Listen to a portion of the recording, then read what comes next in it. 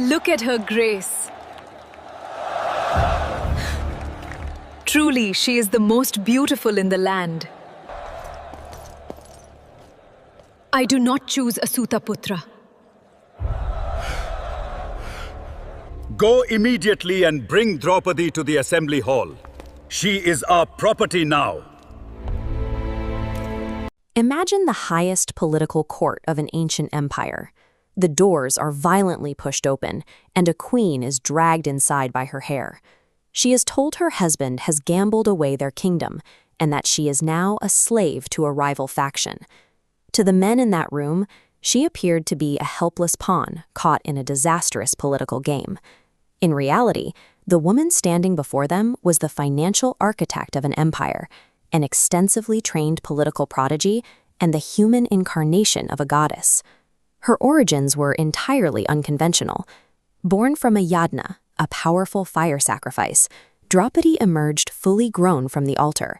She carried the spiritual essence of Shri, the goddess of sovereignty and prosperity, along with a divine prophecy that she would become the ruin of many kings.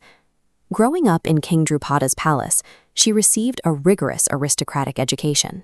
She studied political science and formal logic right alongside the royal princes, mastering ancient lore to become a pandita, a recognized intellectual and scholar. When it came time to wed, her father arranged a swayamvara, a competitive marriage contest. Arjuna, one of the 5 Pandava brothers, won her hand by piercing a golden fish's eye with a bow. But due to a vow and mythological destinies tying the brothers to past lives, she entered into a highly unusual polyandrous marriage, becoming the shared wife of all 5 men. This flowchart illustrates how the kingdom's massive revenues were managed. Notice how the intake of regional wealth is channeled directly into a central treasury. That single central node exclusively controlling the accounts? That is Draupadi.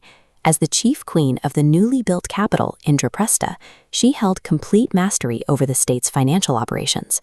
She alone knew the exact revenues and expenditures. Every day, she personally oversaw an expansive retinue. She managed with schedules, duties, and feeding of thousands of palace servants, Brahmins, and ascetics, effectively functioning as the chief operating officer of the royal household.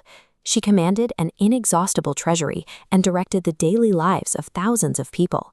Her absolute authority within the capital stemmed directly from her unmatched administrative and economic brilliance. Which brings us back to that dark courtroom. In a raked game of dice, Draupadi's eldest husband, Yudhishthira, loses his grip on reality. He wagers away their wealth, his brothers, and finally himself. Bankrupt and enslaved, he makes one final bet, his wife, and he loses. Dragged before the jeering assembly, Draupadi does not weep. Instead, she weaponizes her education. She directly cross-examines the ruling elders on the intricacies of dharma, the righteous law.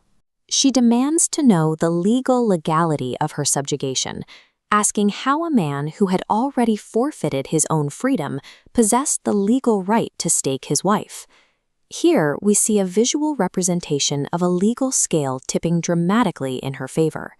Cornering the Kuru king with her impeccable logic, Draupadi extracts 2 vital boons. She demands the absolute freedom of her 5 husbands and the complete return of their weapons. In the span of a single afternoon, the male leaders of her empire had catastrophically failed. It was the queen's intellectual mastery of the law that rescued them from permanent bondage. Though free, they were still stripped of their lands and forced into Vanavasa, a brutal 13-year exile. Draupadi traded the oversight of an inexhaustible treasury for a life of foraging, harsh elements, and constant physical peril in the deep forests. Throughout this grueling period, she acted as the political and emotional anchor for the brothers. When Yudhishthira considered giving up, she relentlessly debated political philosophy with him, ensuring the Pandavas kept their focus entirely on reclaiming their rightful throne. The final year of their exile required them to live completely incognito, the Agnatavasa. Draupadi hid in the Matsya kingdom, disguising herself as a lowly palace maid named Sairandri. There, she faced relentless, violent harassment from the kingdom's corrupt military commander, Kichika. Unable to rely on the king for justice, she formulated a trap. she lured Kichaka into the dancing hall at night, orchestrating a covert assassination carried out by her fiercely loyal husband, Bhima. Stripped of her wealth, her titles, and even her identity, Draupadi proved that a sharp, strategic mind was the ultimate tool for survival. When the 13 years ended, the Kauravas bluntly refused to return the Pandavas' territory. At this moment, Draupadi became the primary political catalyst for retaliation. Relying on her powerful rhetoric, she recalled her public humiliation and demanded the massive machinery of the Kurukshetra war be set into motion. The victory was absolute, but the personal cost was devastating. The war claimed the lives of her father, her brothers, and in a brutal midnight raid by the enemy warrior Ashwatthama, all 5 of her teenage sons were slaughtered in their sleep. When Ashwatthama was finally captured, the Pandavas prepared to execute him. Draupadi intervened. Recognizing that his death would only bring the same grief to her own mother, she chose to forgive the killer of her children, balancing her immense wrath with a profound grasp of mercy. She had successfully driven the campaign for justice and reclaimed the empire. She bore the heaviest emotional costs of the conflict while maintaining a strict moral superiority over her enemies.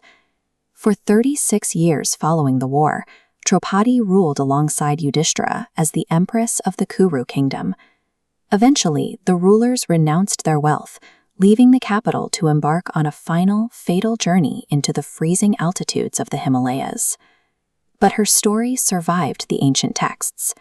In parts of South India, Sri Lanka, and across the globe, she transcended history to become a revered regional deity. Today, Draupadi Amman is worshipped in over 400 temples as an incarnation of Adi Shakti, a supreme goddess of divine strength. Her modern devotion is marked by intense rituals, most notably Thamiti, the act of walking barefoot across burning coals. It is a direct homage to her origins in the sacrificial flames and the immense suffering she endured and conquered. Draupadi survives in the cultural memory because her actions defy easy categorization. She utilized her intellect to administer a kingdom, leveraged the law to save her family, and demanded war to correct a society